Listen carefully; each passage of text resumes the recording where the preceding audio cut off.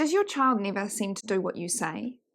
Do you feel like you're putting huge amounts of energy into communicating and you get the sense that they're not even able to hear you? Like they've turned the volume down and you're just speaking without.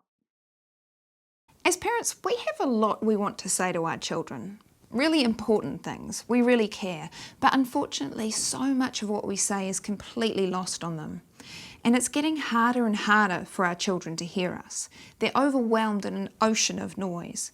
It's not just that they've learned to tune us out, it's that they're so bombarded by the noise of the world, they have to turn the volume down in order to cope. And as parents, we often only have a couple of tricks to try. We try turning the volume up momentarily, and then maybe they can hear us for a bit, but when this inevitably doesn't work, we tend to just give up or stop trying. The world is just a noisy, distracting place, but as parents, it is critical that we learn to reach our children because they need us more than ever. I want to show you the exact steps that I share with the parents I work with that can make it so much more likely that your child is going to be able to hear you, care what you say, and maybe even want to do some of the things you ask.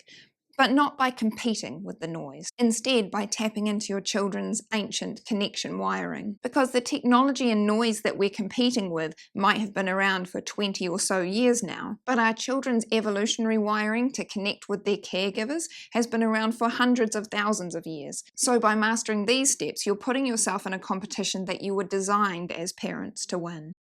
The first really important step is to make sure that you've actually made a request. Now, this may sound pretty obvious to you, but you might be surprised how often we think we've asked our children something. But if we actually check back, we really haven't. We've been pretty vague with what we're wanting them to do. Hurry up, we're going to be late. What we sometimes might miss when we're busy rolling our eyes that they don't listen to us is that we sometimes forget to actually ask them anything. Hurry up. What am I actually wanting them to do? So this is a really simple thing to check. Have a think back to the last time you asked your child to do something and felt really frustrated when they didn't do it. What was the specific task you were asking them to do? And how clear was it? How doable was it? How specific were you? If you want them to pick up their bag and walk to the car with you, did you say that? If you wanted them to sit on the couch waiting as soon as they were ready, did you say that? If you aren't really clear, they're actually quite unlikely to act because, frankly, it's confusing. They're not sure. Or they might act thinking that they're doing what you've asked, but doing something that's actually quite far from what you were imagining because, well, you didn't really say what you were imagining. One trick to notice here is that so often what we say to our child is what we don't want them to do. Please don't make me late again, guys. The problem with these kind of negative instructions is that it doesn't give your child a clear image of what you do want them to do. Unfortunately, it's painting a vivid picture in your child's head that's the opposite of what you want. As one of my children once noticed when we were in a shop with some really expensive ornaments, he hadn't even thought about picking them up until the lady told him not to. As adults, we're often inadvertently putting detailed pictures of what we don't want into our children's heads rather than an image of what we do want them to do. Try picturing it yourself. What are they doing? Where are they standing? What does their body do? And then describe this. The clearer and more specific we are in our requests, the more likely it is that our children are going to be able to do what we're asking. The other advantage to being more specific is that it helps us to be aware of how many things we might actually be asking them to do. A vague instruction like get ready or hurry up can slip in 10 or more specific tasks. Does our child actually know all of those bits? Are they developmentally able to do all of them? Can they sequence them? Do they know the priority? Are they able to remember all the steps? And are there bits of this that we've never actually communicated with them, but feel frustrated every day when they don't do it? This point was really brought home to a friend of mine recently when she asked her 3 children to go and pack for a weekend away. Her eldest child returned an hour later with an iPad and a bag of marshmallows, and her 2 younger children disappeared to their rooms and managed no packing at all. Why? Because her request was not clear enough. When she tried again, she asked, "Are you all willing to pack your clothes and toiletries for 2 nights away?" And she handed the 2 younger kids a list. They did quite a bit better this time because the instruction was so much clearer and all of the steps were really obvious. The second really important thing we can do as parents is be really present in our requests. A clear request is helpful, but if you're not present, it doesn't matter how clear you are. It's pretty unlikely to happen. Imagine if at work you never actually saw your boss, but instead received anonymous letters each morning telling you what to do. This is pretty unlikely to inspire your willingness and cooperation, because a request is not just some words. It's a moment of relationship. It's a moment of connection between you and another person. When you ask your child to do something, you're actually asking quite a lot of them. You're asking them to pull their attention out of their world, out of their interests, their priorities, their cares, thoughts, worries, out of their needs and desires, and to focus instead on yours. And very often, we're asking them to pivot and do something that, let's be honest, is less fun, less obviously in their interest. We're asking them to care about the thing that we care about. And how can we possibly expect them to care if we're not even in the room?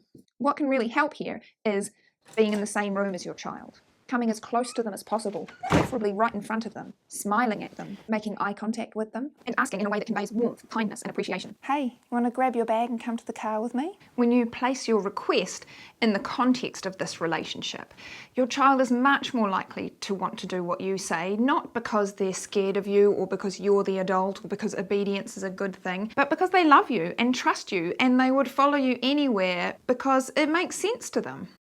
Here's another place we often fall flat. We forget to tell our child why we would like them to do whatever it is we're asking. Now, this one gets confusing because there's a lot of modern parenting advice based on the idea of obedience, that if we tell a child why we want them to do it, it will dilute our power or control. But if we're wanting to foster cooperation and care and compassion and reasoning and independence and all of these amazing things, then we want our child to have the opportunity to learn why we're making these requests. What if we could start to trust that our child might want what's best for us? They might want to cooperate. This doesn't mean that they're going to want to do everything you ask, far from it.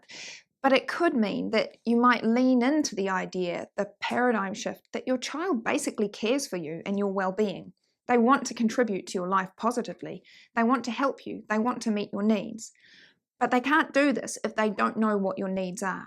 So if I just say, "Could you get in the car now, please?" my child is extremely likely to feel some resistance. Why does she want me to get in the car? Why now? Why the urgency? Why is she looking so frustrated about it? Doesn't she care about me? They will be so caught up in this that they won't even be able to hear whatever it is I might want to say next. Instead, I want to let them know why. I want them to understand the needs that I'm caring for, my needs and their needs. I'd like to leave in 10 minutes so we have enough time to get to Nana's place and have lots of time to play with your cousins. How does that sound? They might still have resistance, but it's amazing how much more open children can be to us when our requests make sense to them. And if they have resistance, this is something that we can listen to, we can hear, we can try to understand. We're asking them to care about our needs, and we're also wanting to care for theirs. The next point is a simple one. Build in a little bit more space after your requests. Sometimes we expect children to be able to process and act so fast. We don't build in the mental time, the processing it can take to follow an instruction.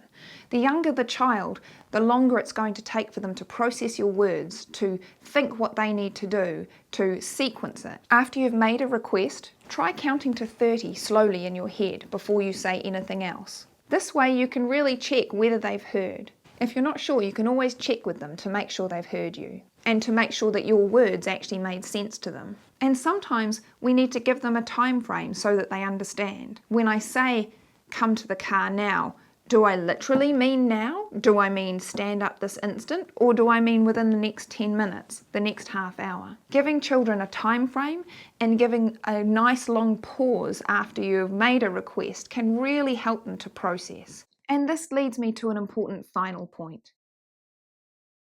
As parents, we often use a lot of words. We have to go because it's going to take ages for us to get there, and we need you to get there on time this time because it takes ages for you to get ready sometimes, and when you're not ready, it means we're all late, and when we're late, we get stuck in traffic, and the traffic is just horrendous at this time of day because of the schools, and oh my gosh, it's a Friday. I'd forgotten about being Friday. You know, on Friday, it's always worse, particularly at the end of the day. The thing is, when your child is overwhelmed or upset or just distracted with their own stuff, they aren't actually able to take much in.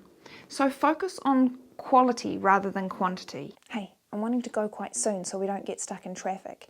Are you willing to pack this up in 5 minutes and come with me to the car? Try using fewer words. The more important it is, the fewer words you should probably use. If it's really important, I recommend taking a few minutes to plan out what you'll say first. Think about what it is specifically you're requesting that your child do. What needs is this likely to meet for you and for them? Why is it so important? And have a little think about what resistance they might have. What are the needs that they might have that your request might not take into account? By thinking it through first, you're able to say it in fewer words, which makes it much more likely that they'll be able to hear it. Put together, all of these things are going to make a significant difference to the quality of your requests and greatly increase the likelihood that your child will be able to hear you and even want to do what you ask. Willingly. But there's one foundational element that needs to be addressed before there's any chance of them listening to you. We need to consider how well we are listening to them. We sometimes forget this step because it's really hard when we're running late for the 18th time this week and it's only Tuesday. But whenever you notice the urge to jump in or lecture or give advice or tell your child what to do, just check with yourself. Have you heard yet what's important to them? Because let's be honest, as parents, we are pretty exhausted. We are busy. We have a lot going on. We're also living in the same noisy, hectic world that our children are, and chances are your nervous system shuts down a bit sometimes in order to cope.